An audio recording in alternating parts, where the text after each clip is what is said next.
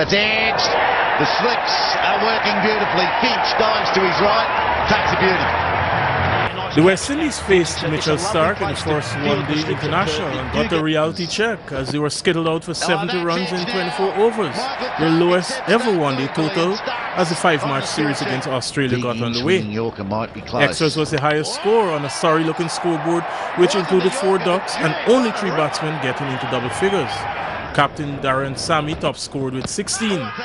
Starc showed great pace and swing in a withering spell of 4 for 1, eventually ending with 5 for 20 in the match.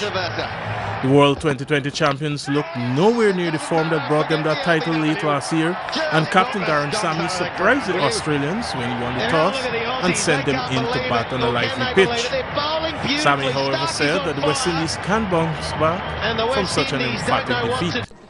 Just several hours ago, the West Indies women suffered defeat also in their first match of the World Cup campaign in India, losing to the hosts. And Guyana's Minister of Legal Affairs, Anil Nandlal, said that the Cricket Administration bill is still being studied by a special select committee in the Parliament. Soon it will receive the input of several organizations and persons in the country, including the various boards and organizations representing cricket, and internationally it will receive the input, or it ought to receive the input of organizations that we have invited to make comments. For example, the West Indies Cricket Board, the ICC, the West Indies Players Association.